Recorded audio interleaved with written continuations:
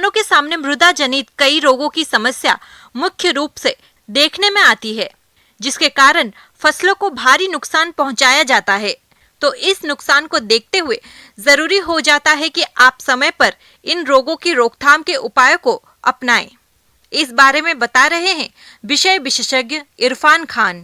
आज अपन बात करेंगे भूमि जनित विभिन्न प्रकार के जो कवक हैं और जो किसानों की फसलों को नुकसान पहुंचाते हैं उनके बारे में। तो जो जितनी भी कवक जनित बीमारियां हैं जो किसानों की फसलों को नुकसान पहुंचाते हैं, उसमें जो भूमि जनित जो बीमारियां हैं उनका विशेष योगदान है, क्योंकि सबसे ज़्यादा जो किसानों को परेशान करती हैं और जो फसलों को नुकसान पहुंचाती हैं वो है भूमि जनित बीमारियां। भूमि जनित जो बीमारियां होती है वो फसल होती है उसकी प्रारंभिक अवस्थाओं में ही नुकसान पहुंचाना शुरू कर देती है।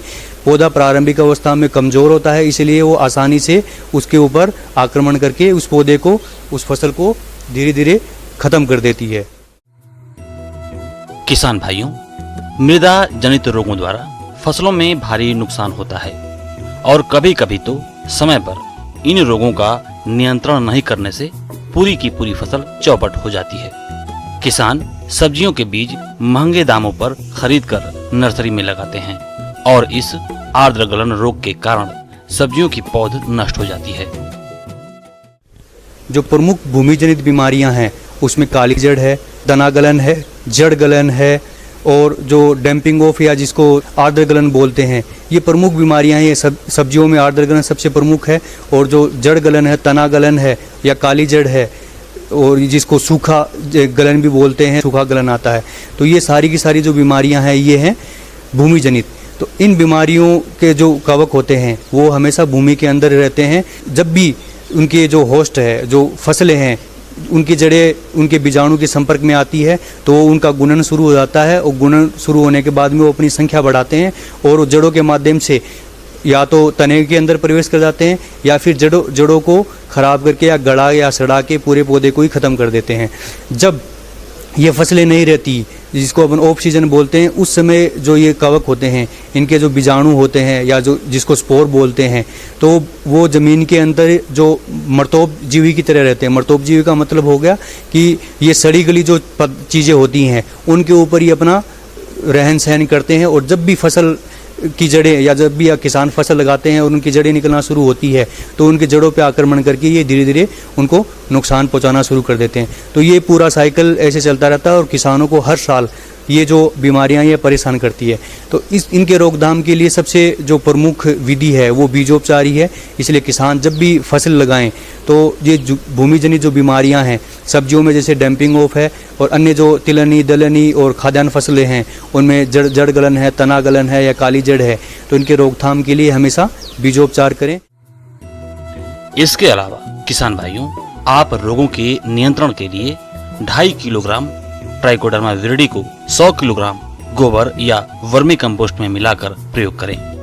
इसके साथ ही आप कार्बेंडाजिम 1 ग्राम प्रति लीटर पानी की दर से घोलकर ड्रेंचिंग करें ताकि इस रोग का समय पर नियंत्रण किया जा सके। और जो विभिन्न अनुसंधान केंद्र हैं या कृषि विज्ञान केंद्र हैं उनके द्वारा जो सिफारिश की गई दवाइयां हैं उन्हीं का इस्तेमाल करें और दवाई जितनी सिफारिश की जाती है उतनी ही इस्तेमाल करें। उससे ज़्यादा इस्तेमाल करने से अंकुरण की जो समस्या है वो किसानों को के सामने आती है। ब्रेक के बाद एक बार फिर से आप सभी दर्शकों का अन्नदाता में स्वागत है। चलिए अब रुख करते हैं अगली कड़ी की ओर। किसान भाइयों, वैज्ञानिकों ने एक ऐसी तकनीक विकसित की है जिससे कम समय में हरा चारा उगाया जा सकता है। इस तकनीक को हाइड्रोपोनिक्स कहते हैं।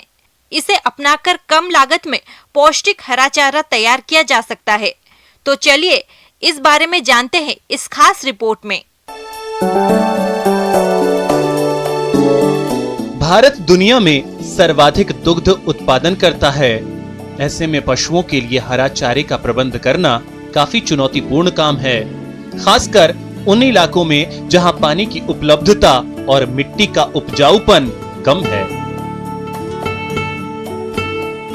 इन जगहों पर पशुपालन कर आजीविका चलाने वाले लोगों के सामने पशुओं के लिए हरे चारा उगाना काफी महंगा साबित हो रहा है। लेकिन अब देश में आधुनिक विधि से हरा चारा उत्पादन की तकनीकों का प्रचलन शुरू हुआ है। यह हमारे यहाँ कोई नई शुरुआत नहीं है। इसके लिए वैज्ञानिक पिछले कई वर्षों से सतत प्रयास कर रहे हैं। इस आधुनिक विधि का नाम हाइड्रोपोनिक विधि है। केवल पानी में या बालू अथवा कंकड़ों के बीच नियंत्रित वातावरण और जलवायु में बिना मिट्टी के पौधे उगाने की तकनीक को हाइड्रोपोनिक कहते हैं। हाइड्रोपोनिक्स में पौधों और चारे वाली फसलों को नियंत्रित परिस्थितियों में 15 से 30 डिग्री सेल्सियस ताप पर लगभग 80 से 85% आर्द्रता में उगाया जाता है। इस विधि से चारा उगाने के लिए एक कमरे की जरूरत होती है जिसमें आर्द्रता और तापमान में बदलाव किया जा सकता हो। इस विधि से हरे चारे को तैयार करने के लिए सबसे पहले मक्का, ज्वार व बाजरा के दानों को 24 घंटे के लिए पानी में भिगोकर रखा जाता है। इसके बाद जूट के बोरे में ढककर अंकुरण के लिए रखा जाता है।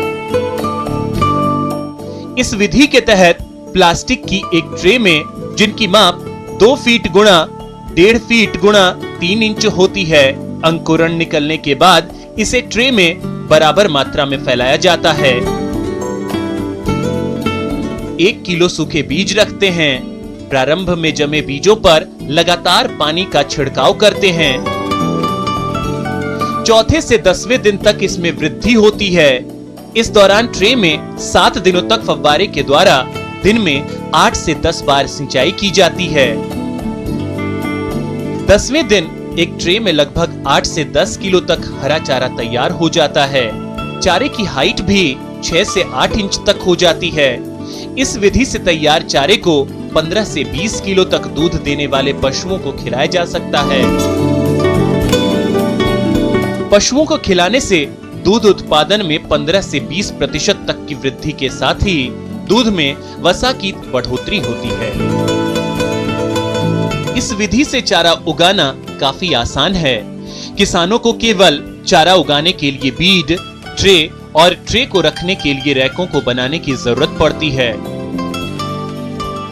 साथ ही एक कमरा जिसमें इन रैकों को रखा जाता है। कमरे में आमतौर पर तापमान 15 से 30 डिग्री सेल्सियस होना चाहिए। वैसे चारे के प्रकार पर भी ये निर्भर करता है। उसी प्रकार कमरे में 80 से 85% आर्द्रता बनाए रखना चाहिए। अगर आर्द्रता अधिक होगी तो पौधे गलने लगेंगे और कम होगी तो पौधों की बढ़वार रुक जाएगी। अब आइए एक नजर डालते हैं इस विधि द्वारा चारा उगाने के लाभों पर। तो इस विधि द्वारा पानी की बचत होती है। साथ ही किसान कम मेहनत में पशुओं के लिए हरा चारे का उत्पादन कर सकता है। जहां वर्षा बहुत कम होती है, ऐसी जगहों पर यह विधि काफी हद तक कारगर साबित हुई है। हरा चारा दूध में पोषकता बढ़ाने के लिए उपयोगी है, जिसके द्वारा दूध में असंतृप्त वसा, वसीय अम्लों, विटामिन्स की मात्रा बढ़ती है। इस तकनीक से गेहूं जैसे अनाजों की पौध 7 से 8 दिन में तैयार हो सकती है, जबकि सामान्यतः इनकी पौध तैयार होने में 28 से 30 दिन लगते हैं। मक्के से तैयार किए गए हाइड्रोपोनिक्स चारे से संबंधित प्रयोगों में पाया गया है कि परंपरागत हरे चारे में क्रूड प्रोटीन 10.70% होती है, जबकि हाइड्रोपोनिक्स हरे चारे में क्रूड प्रोटीन 13.6% होती है। लेकिन परंपरागत हरे चारे की अपेक्षा हाइड्रोपोनिक्स हरे चारे में क्रूड फाइबर कम होता है। हाइड्रोपोनिक्स हरे चारे में अधिक ऊर्जा, विटामिन और अधिक दूध का उत्पादन होता है और उनकी प्रजनन क्षमता में भी सुधार होता है।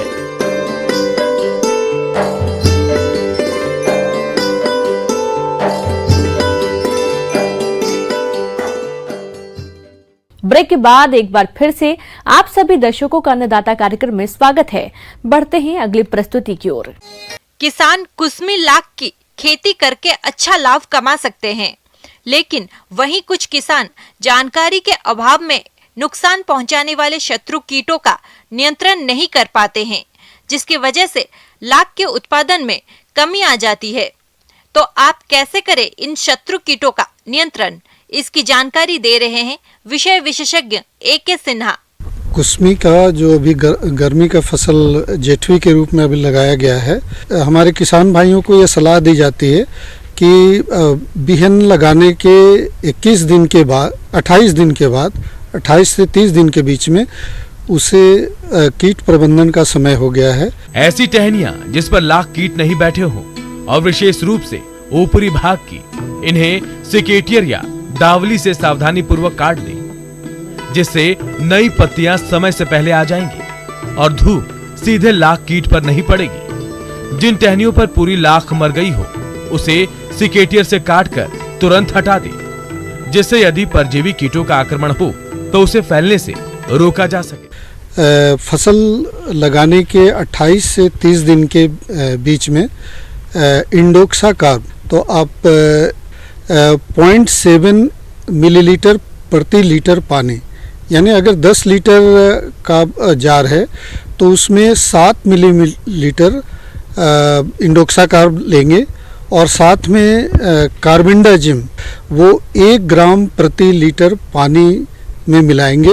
10 लीटर का अगर पानी है का जार है तो उसमें 10 ग्राम कार्बेंडाजिम वो 1 ग्राम प्रति लीटर के हिसाब से घोल बना के और अपने लाख के फसल के ऊपर 28 से 30 दिन में पहला छिड़काव करेंगे और दूसरा छिड़काव उनको 38 से 40 दिन के बीच में करना है और उस समय दवा जो है उन्हें बदल देनी है और फिप्रोनिल, तो फिप्रोनिल दवा 1.5 मिलीलीटर प्रति लीटर पानी, अगर 10 लीटर का जार है तो आप 15 मिलीलीटर दवा ले सकते हैं, फिप्रोनिल ले सकते हैं और साथ में कार्बेंडाजिम आप इसकी मात्रा 1 ग्राम प्रति लीटर मिला लें और 38 से 40 दिन के बीच में दूसरा छिड़काव अवश्य कर दें।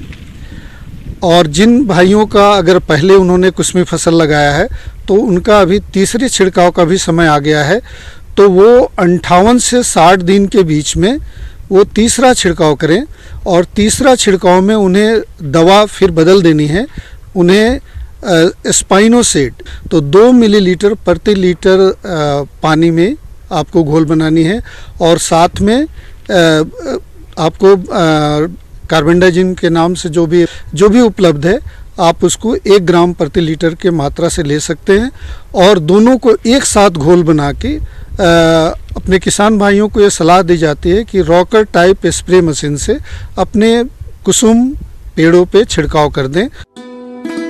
किसान भाइयों, इन दवाओं का प्रयोग करने से पूर्व आपको कुछ सावधानियां रखनी चाहिए, जैसे दवा को हमेशा उन्हीं स्थानों पर डालें जहां की लाख की कीट हो। इसके अलावा दवा छिड़काव फुहार के रूप में करें, एकदम से तेज प्रेशर वाले नोजल का प्रयोग ना करें, नहीं तो दवा लाख कीट के खोल को तोड़कर उसके संपर्क में आ जाएगी और शत्रु कीट के साथ साथ लाख कीट भी मर जाए।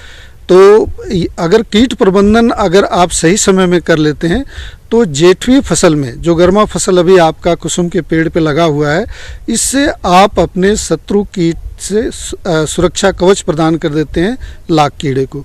तो किसान भाइयों से अनुरोध होगा कि शत्रु कीट प्रबंधन के लिए जो 3 दवाएं आपको बताई गई हैं और साथ में फफूंदनाशक जो कार्बेंडाजिम के नाम से है, इसका अवश्य तीनों में छिड़काव में अवश्य करें। इस तरह आपका फसल शत्रु कीट से बचाव हो जाता है और आपका फसल 2.5 गुना तो निश्चित तौर पे बढ़ोतरी हो जाती है। अन्नदाता हेल्पलाइन निःशुल्क फोन संपर्क सेवा के माध्यम से आपके द्वारा पूछे गए प्रश्नों में से 1 या 2 महत्वपूर्ण प्रश्नों को हम अपने कार्यक्रम में शामिल करते हैं और इसी के तहत आज का चयनित प्रश्न और उसका जवाब इस प्रकार है। आज की अन्नदाता हेल्पलाइन में जिस प्रश्न को शामिल किया है उसे पूछा है संगरिया जिला हनुमानगढ़ के किसान गगनदीप सिंह ने। आप कृषि के साथ पेड़ लगाने पर जानकारी चाहते हैं तो गगनदीप जी आपकी जानकारी के लिए प्रस्तुत है कार्यक्रम का ये अंश।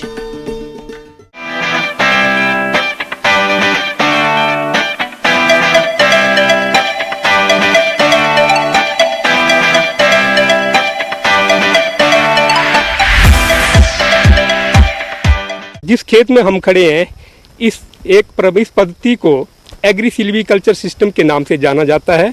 एक खेती करने का ये टिकाऊ प्रबंधन है जिसमें मुख्यतः 3 घटक का जो है समावेश किया जाता है। ये घटक कौन कौन से हैं, जैसे पेड़ पौधे, फसलें और पशुपालन।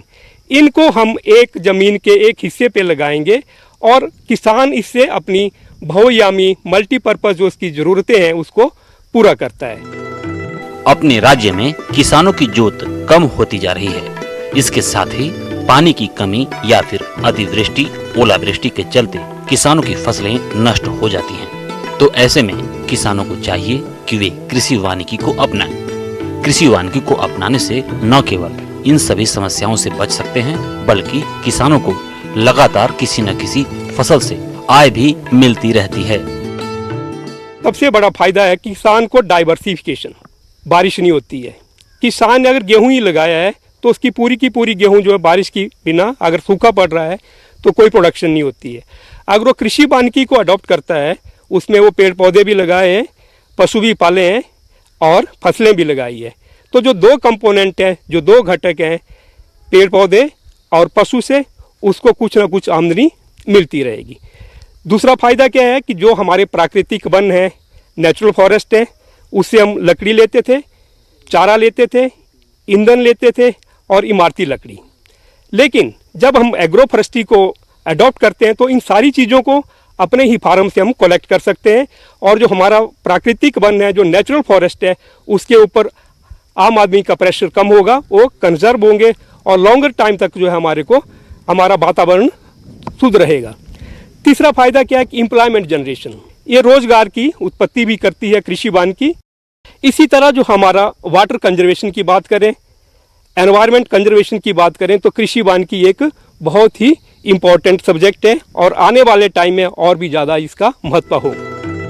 कृषि वानिकी से उत्पादन संसाधन के साथ साथ मृदा के गुणों में भी सुधार होता है। कृषि वानिकी में पौधों और दलहनी फसलों की जैविक क्रियाओं से नत्रजन स्थिरीकरण होता है और कार्बनिक पदार्थ की मात्रा में वृद्धि होती है। पौधों और फसलों को साथ साथ उगाने से एक दूसरे को उर्वरक तत्वों की पूर्ति में सहायता मिलती है। मृदा संरचना में सुधार होता है जो कि फसल उत्पादन के लिए अति आवश्यक है। अब जैसे किसान कृषि वानिकी से अपनी बहुआयामी जरूरतों को पूरा करता है और एक चयन करते वक्त किसान और बागवानों को एक ध्यान रखना है कि हमें कृषि वानिकी में उन पौधों का ही चयन करना है जो शॉर्ट रोटेशन हो, जिनका थोड़े टाइम में 7-8 साल में जो हमें लकड़ी दे सके, टिम्बर मिल सके और साथ साथ में जो है दूसरे प्रोडक्ट भी उनसे मिल सकें। तो जैसे ये मिलिया अजेडक्स, जैसे मैंने आपको कहा कि दरेक का पौधा जो है इसको लगाया है, इसकी लाइफ स्पैन जो है 10-12 साल तक, 15 साल तक के हम इसको हार्वेस्ट कर देते हैं, 9 साल में भी हार्वेस्ट कर सकते हैं। तो उससे क्या हुआ कि ट्री कंपोनेंट जो है वो सॉइल को एनरिच कर रहा है, सॉइल में उसका न्यूट्रिएंट जा रहा है, लीफ फॉल हो रहा है, लीफ शेडिंग हो रही है, लीटर डिकम्पोज हो रहा है, तो उससे भी सॉइल की जो प्रोडक्टिविटी बढ़ रही है, इसलिए सॉइल को भी ये इम्प्रूव करता है। इस सिस्टम में हमने क्या किया है कि इसको रो टू रो हमने 3 या 4 रो इसकी बनाई है। जो मिलिया लगाया है उसमें 2 दूरी रखी है, एक 5 मीटर की दूरी है, एक 4 मीटर की दूरी है और एक रो से सेकंड रो के बीच में जो है 8 मीटर का फासला है। इसमें हमने 1 मीटर का जो है वो उसकी बिर्थ रखी है, जो जिसमें हमने प्लांटिंग की है कि इसकी जड़ें जो है 1 मीटर की ही पेरिफेरी में स्प्रेड करें ताकि इस और न्यूट्रिएंट जो है ये ज़मीन नीचे से ले और जो हमारी एग्रीकल्चर क्रॉप होती है वो 15 सेंटीमीटर तक उनकी जड़ें जो है वो जाती है, इससे नीचे नहीं जाती। तो जो कंपटीशन होता था न्यूट्रिएंट के लिए या मॉइस्चर के लिए थ्रू रूट्स, वो भी हमने इसको चेक किया है। कई बार शेड आती है और शेड से जो हमारी रिडक्शन हो जाती है, क्रॉप प्रोडक्शन जो है कम होती है। आप देख रहे हैं इस कंपोनेंट को, ट्री कंपोनेंट को हमने वर्टिकली मैनेज किया है। तो इस सिस्टम से जो है फार्मर जो है अपनी बहुआयामी ज़रूरतों को पूरा कर रहा है। इसी तरह हमने एक दूसरा सिस्टम बनाया है, उसमें क्या लिया हमने ग्रीबिया ऑप्टिबा, जिसको बोलते हैं ब्यूल, धामन और भीमल। सर्दियों की बात करें सारे के सारे पौधों के पत्ते जड़ जाते हैं, लेकिन ये एक ग्रीन चारा जो हरा चारा है ये पशुओं के लिए प्रोवाइड करता है।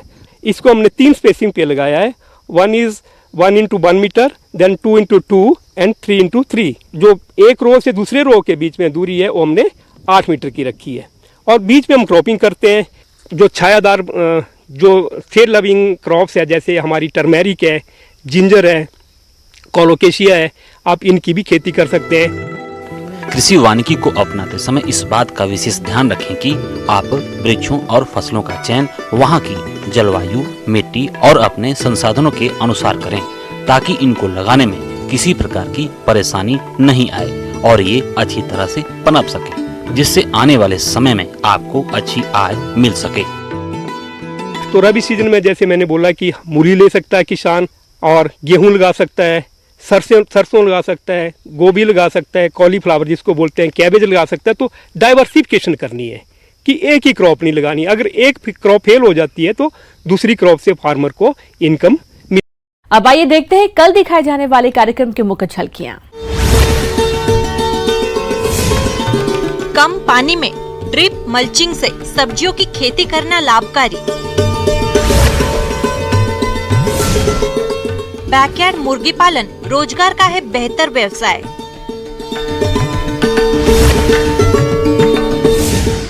किसान भाइयों, अन्नदाता आपकी सेवा के लिए संकल्परत है। कृषि संबंधित समस्या एवं सुझावों के लिए आप हमें इस पते पर संपर्क कर सकते हैं। प्रोड्यूसर अन्नदाता news 18 Rajasthan, Ramoji film city Hyderabad 501512। साथ ही आप हमें ईमेल भी कर सकते हैं। हमारा ईमेल है p18annadataraajasthan@nw18.com। और इसके अतिरिक्त आप हमें निःशुल्क हेल्पलाइन नंबर 180041922155 पर सोमवार से शनिवार सुबह 10 से शाम 4 बजे के बीच संपर्क कर सकते हैं। किसान भाइयों, अब समय हो रहा है आपसे विदा लेने का, तो हमारी अन्नदाता टीम को दीजिए इजाजत। कल फिर आपसे मुलाकात होगी कृषि संबंधित कुछ और महत्वपूर्ण जानकारियों के साथ। नमस्कार।